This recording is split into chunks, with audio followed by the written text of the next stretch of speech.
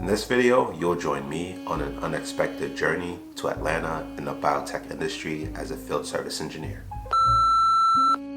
Little did I know what was supposed to be a simple battery replacement on a flow cytometer machine would transform a one-day journey into some sort of high-stakes mission. In the end, this ended up testing my skills, resilience, and resourcefulness. Before we dive into the details, make sure to smash that notification bell, that way you don't miss any future adventures in the biotech industry. I'm John, I'm a field service engineer and an entrepreneur in the biotech industry, and this channel is about everything relating to being a field service engineer. I'm trying something new by telling a story of one of my days in the field. So I know, having a Navy background, one of the things that we like to kind of hear was sea stories. Sea stories were kind of travels, adventures that other people may have had. They're kind of sharing those with you. It's kind of an adventure, and this is something that someone's sharing with you that's kind of memorable. So just dive in and let's enjoy this one. So the purpose of this trip was to go to Atlanta at Emory University and work on a flow cytometer.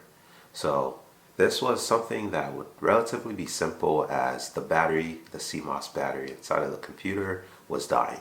So it was just simple as going there, replacing that battery, and making sure the instrument is still working as it should be. There were a few other indications of errors, but I think those were also related to the issue they were having with the CMOS battery. So you're probably thinking, this sounds simple enough, this is what, like a 10-15 minute worth of work time-wise? Well, there's more to it than that. They have a big project that this machine is going to be needed for. And of course, there's the timeline. So me knowing all these details, I'm kind of anxious already, and I'm on go mode. On an off-topic side note, if you can smell yourself out in public, take a shower. I was on the train going to the rental car company at the Atlanta airport, and I had to be on the little train thing. So there was someone that smelled so bad, and I had to sit facing the opposite. There was a girl sitting next to me. I had to turn around, and she knew, because she could smell it too, that it was just rank. So end game, if you can smell yourself out in public, take a shower. You should be taking a shower every day to begin with. Alright, so I get to the instrument, I take it apart. Inside of the computer, I can kind of see where the battery is. It's in a weird little angle, so it's kind of hard for me to actually get my fingers in there. Actually, I couldn't even get 2 fingers in there to pry it out. It's one of those watch batteries, but I'm using a flathead trying to pry it out, and the whole battery holder comes out. So it comes desoldered from the board. When that happens, as soon as that happened, I'm like, because I know I'm going to have to order a new computer. There's no way around it. We don't have just a board. Either way, I don't have the part. So I'm going to have to order a new computer. Hope it gets here before the weekend and we can get them up and going. So concerns that I had at the moment. 1, I didn't plan to stay overnight. 2, I didn't have the part. And 3, I gotta let the customer know what just happened. So whenever stuff like this happens, you kind of have to think quickly, but you want to take your time to do things in order. So the first thing I did was go to the customer and let them know, hey, this is what happened. This is the course of action I'm going to take, and these are hopefully the results that I will get. Second thing I did was to let my manager, Chuck, shout out to Chuck, I let him know, hey, this is what just happened. This might be kind of bad, but let's say if we can keep it at a low level. Next was planning to stay overnight. So I went and changed my flight to the next day in the afternoon. I also went and got hotel reservation.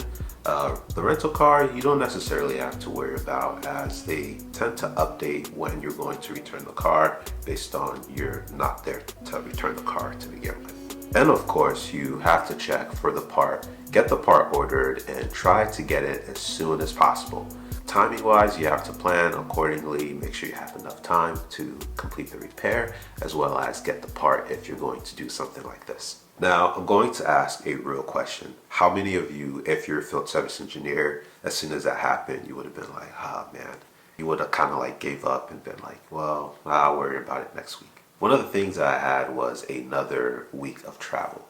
So as a field service engineer, you can kind of want to put things off. However, that's going to affect the other things that you had planned. So sometimes you just have to bite the bullet and get the stuff done when it pops up. I think my biggest hurdle, and I was a little bit nervous as well, was making sure the part got to me in a timely manner the next day. So luckily where I was, my manager Chuck also lives there, so it's probably easier to get that package, that part delivered to his house versus the school address. You might put address to so and so, your point of contact. They might not be the ones necessarily receiving that box. It's going to go to some sort of office. From the office, it's going to go to some person that has to run it to them or something like that.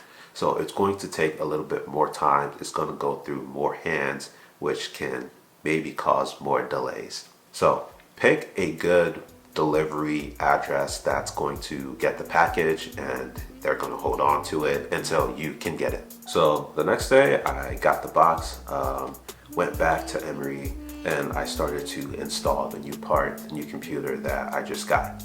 I ended up having to swap out the memory card as well as another part, which is a CFast card. Ended up having to swap those two things out in order to get the machine working how it should be. After testing and everything that needed to be done with the instrument, I felt really good about what I had just done, being able to fix this instrument that was supposed to be simple, but it ended up being a little bit more complicated. But I didn't give up. I was able to plan accordingly, plan well, and still get the work done.